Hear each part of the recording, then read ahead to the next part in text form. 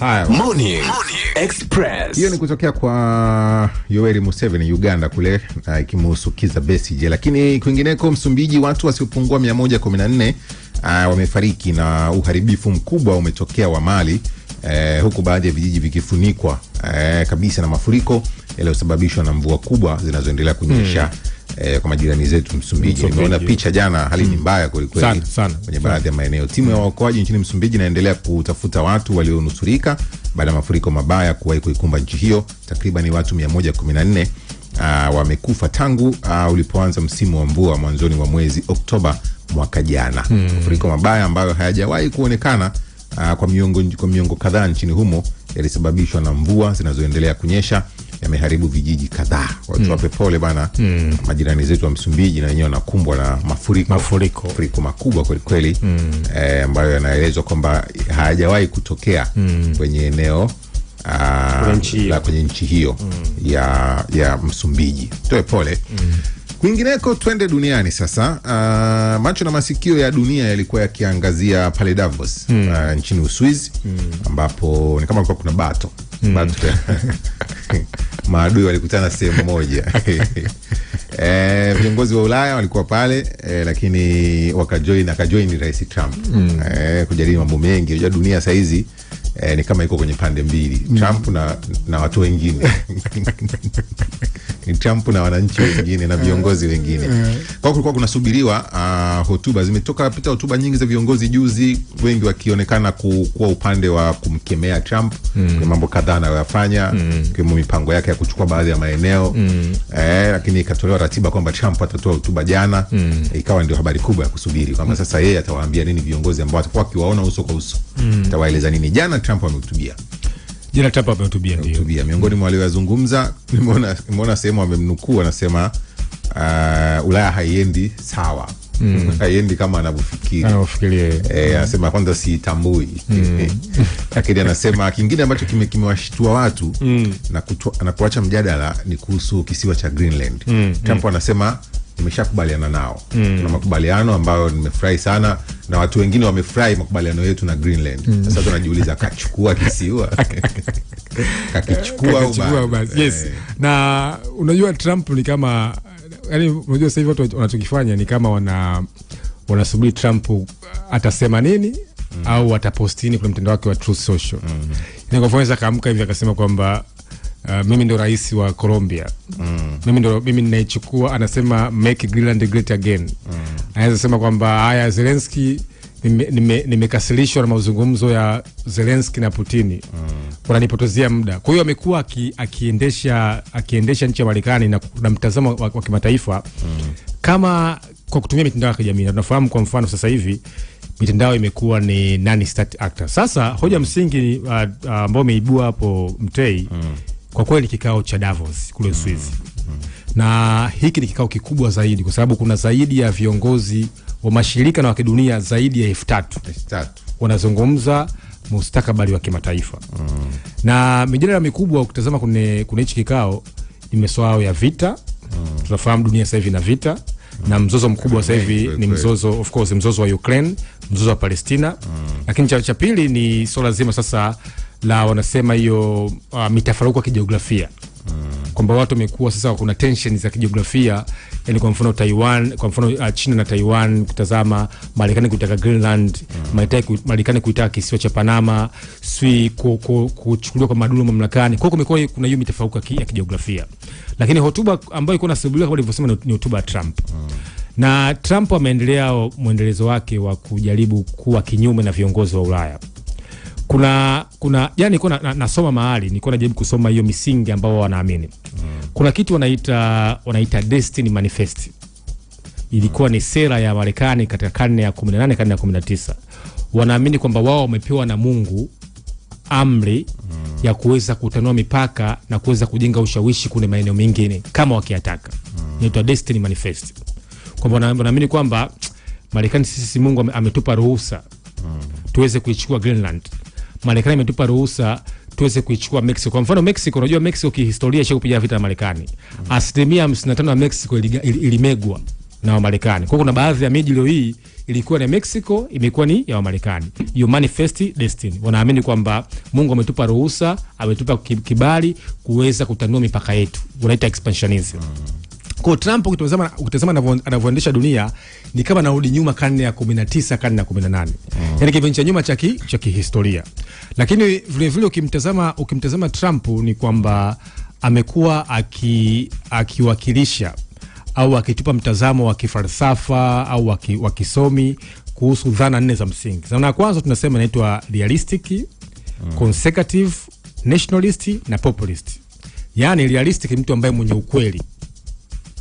Yaani mtu ambaye anakuambia ukweli kwamba bwana wewe Macron ulinitumia message ukawa unaniomba msaada na nitakuwekea vikwazo. Realistic. Tazama. Ni mtu ambaye anasema kwamba twende tukafanya regime change Iran. Yaani ni mtu ambaye sio diplomatic maneno yake. Kwa hiyo siasa zake zimekuwa ni siasa za ukweli na uwazi. Tushakuwa na viongozi hao hapa duniani washio kupita viongozi ambao ni realistic, ambao na mtazamo wao umekuwa ukitengeneza dhana ya pili ya populist, yani umaarufu.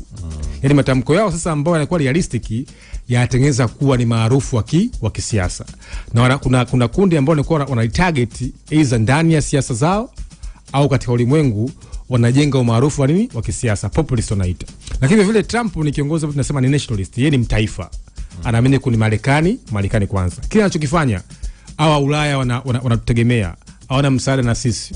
Anasema NATO hawathamini tunachofanya. NATO hawathamini tunachofanya. Bila sisi hawa Urusi atawavamia. Sawa? Sisi ndo tuna jukumu la kuwalinda. Hichi Greenland kwa mfano tukikinunua sisi kitaweza kuwa kizuri. Kwa hiyo ni mtu ambaye anaamini katika dhana ya utaifa. Yaani Marekani kwanza, kwa maana yeye sera yake ya mambo ya nje anaamini katika American First agenda. Kwa nationalist. Lakini ya dhana 4 tunasema ni consecutive, ni muafidhina. Anaamini kuna kulinda misingi kama nilivyosema hiyo Monroe Doctrine. Juzi ameita kwamba kutoka Monroe Doctrine akasema ni Don Law Doctrine. Yaani kutoka jina la Monroe la Marekani akawa ni Don Law ambaye rais Donald Trump. Umeona? Kwa sasa mtafaruku mkubwa ni namna gani nchi za Ulaya zinaweza kuishi kwa Trump, kwa sababu amesema wazi kabisa kwamba anaitaka Greenland kwa nguvu au kwa kuinunua. Lakini amesema kwamba akiamua kutumia kwa nguvu hamna nchi ambayo kimsingi inaweza kawazuia. Kwa hiyo Trump ameendelea kuzua mijadala mikubwa zaidi ya kimataifa, kwa sababu ni kama nilivyosema hizo falsafa zake ambazo amekuwa akiziwakilisha. Lakini ukitazama amekuwa sasa anashitumiwa kwa kujaribu kuharibu utaratibu wa ulimwengu, kwa sababu tunafahamu utaratibu wa kimataifa umepangwa baada ya vita pia dunia. Ikatengenezwa Umoja wa Mataifa, ikatengenezwa mashirika mbalimbali ya kimataifa tunaita international organization. Ni taasisi nyingi ambazo zimekuwa zikijaribu kuelezea na kutengeneza international framework ya kimataifa. Yeye anakuja anaturudisha karne ya ngapi? Karne ya 19. Kwa mfano, kitendo cha kusema kwamba Greenland ni sehemu ya Marekani. Maana ni kwamba unaenda kuviolate siasa za ndani za nchi ya Denmark. Na watu wa Greenland waliandamana kusema sisi hatupo tayari kuwa sehemu ya Marekani. Tunajisikia fahari kuwa chini ya utawala wa Denmark. Of course ni kisiwa kikubwa, kina rasilimali, kina utajiri, ni potential katika geographic location. Trump anazungumza hoja za kiusalama. Kwamba hii anasema ni security issues na issues za kiuchumi. Tukiwa na Greenland tutaongeza mipaka kama inavyosema hiyo manifest destiny. Lakini zaidi tutawazuia China na Urusi ambao wamekuwa kama wakitumia huo ushoroba kwa ajili ya kufanya tafiti na kufaidika na jiografia za kiulimwengu. Kwa hiyo amekuwa akiendelea kuzua mijadala, na baadhi ya watu wanasema kwamba anaongoza taifa la Marekani kama ni movie vile. Yaani kama anaigiza ukitazama. Anachokisema sio anachokimaanisha. Kwa mfano, rais wa nchi anatoa message za marais wenzake. Juzi ametoa message za Macron kwamba anampigia simu Macron, mwingine avoniambia ameniambia sana anapanga mkutano na Zelensky sio nani. Anaonyesha kule mitandao. Kwa hiyo ni kiongozi ukitazama, wengi wanamtazama kwamba katika historia yake ya kuwa TV personality kama anaongoza taifa kama kwenye drama fulani. Kama kwenye drama. Lakini of course ameendelea kupendwa na baadhi ya washirika wake, lakini ameendelea kukataliwa na baadhi ya washirika wake kuanzia ndani ya Marekani, kuna chama cha Republican na wapinzani wake ambao ni Democrat. Ametoshia maswali kadhaa kwenye hotuba yake. Moja ni kinachoendelea kati ya Marekani na Greenland. Yeye anasema tumeshakubaliana na watu wamefurahi. Kwa hiyo kama watu wamefurahi basi naamini na nyie mtafurahi. Lakini lingine ni ametoshia ile swali letu la Marekani ni Trump ni nani Venezuela kwa sasa? Anasema Marekani, anasema Venezuela chini ya Marekani itanufaika sana kifedha. Chini ya Marekani. Wana Venezuela haina kiongozi, chini ya Marekani itanufaika sana kifedha. Ukatochea maswali yako kama sasa hivi Marekani inaiongoza Venezuela. Maswali yalobakia. Of course ndio ukitazama sasa inashangaza kwa sababu Venezuela ni taifa tunafahamu, na ilikuwa na rais wake. Of course ameshinda kimchongo, hawakumtambua, si baadhi ya wapinzani wake hawakuwa sehemu ya uchaguzi, au wakina Corina Machado walipigwa ban, lakini bado Venezuela ilifanya uchaguzi na unatambulika katika sheria za kimataifa. Lakini kama nilivyosema, ile dhana ya pili ya realistic, anazungumza kwamba ameenda Venezuela kwa ajili ya kutafuta mafuta. Anaenda Greenland kwa ajili ya kuhakikisha kwamba anataka Greenland kuhakikisha kwamba anaweza kupata maslahi ya kiusalama na maslahi ya kiuchumi. Kwa hiyo siasa zake zimekuwa ni tunasema realistic, yani za ukweli, za uwazi, sio za kuficha ficha.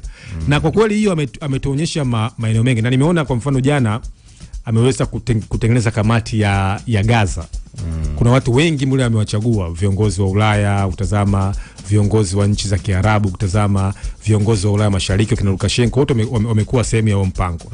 Kwa hiyo kwa kweli katika mwaka wake wa pili amekuja sana kubadilisha siasa za kimataifa sana. Lakini ukitazama vile vile sasa kama ameleka kisogo bara Afrika. Ya Afrika sisi hatupo naye. Yani kama mtu ambaye hajali. Sisi sio vitu vyake. Hajali. Anapeleka kodi, anapiga ban, anapiga ushuru. Sisi tulimkosea.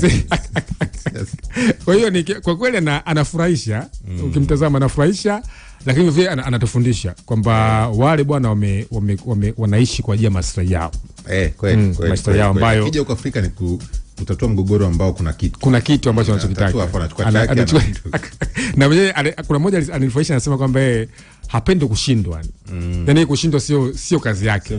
Yeye amezoea kuwin, akikaa kwenye mazungumzo ya diplomasia ya kibiashara ni kupata madili, kupata biashara. Kwa hiyo anaposema kwamba Marekani itaiongoza Venezuela na itapata mafuta, maana anadhihirisha ushindi wake. Anazungumza kuhusiana na kuwin. Jana juzi nilisoma makala moja wakati anafikisha mwaka tangu apishwe. Makala moja ilikuwa chombo cha kimataifa, ikawa inauliza, ileka tu swali kwamba ni kweli Trump anasolve matatizo ya dunia, yani anasolve vita vya dunia.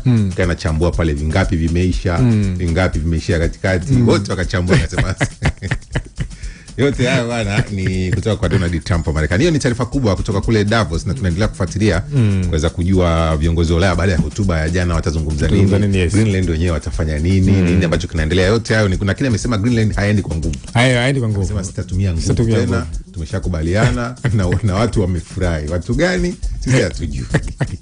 Morning Express. Wakati tunahitimisha miaka 3.5 iliyopita, ilikuwa na simanzi sana pale Japan, ambapo kama tunakumbuka waziri mkuu wa taifa hilo Shinzo Abe alipigwa risasi hadharani kwenye mkutano. Baada ya miaka 3.5 jana imetoka hukumu yule kijana ambaye alikamatwa siku ile pale akihusishwa na lile tukio, na amehukumiwa kifungo cha maisha gerezani. Kifungo cha maisha gerezani, na ni hukumu ambayo imekuwa gumzo duniani. Unajua baada ya huyo kijana anaitwa Tetsuya Yamagami. Unajua wakati anakamatwa ile kipindi cha mauaji, baadaye ikagundulika kwamba ni kijana fulani aliyekuwa amepitia changamoto nyingi za malezi, hakuwa sawa kama kuandaliwa, hakuandaliwa hivi. Kwa hiyo watu wakawa wanahisi ni kama hukumu ikitoka ni kama inamuonea tu. Yule mwenyewe alikuwa haelewi. Sasa jana hukumu imetoka.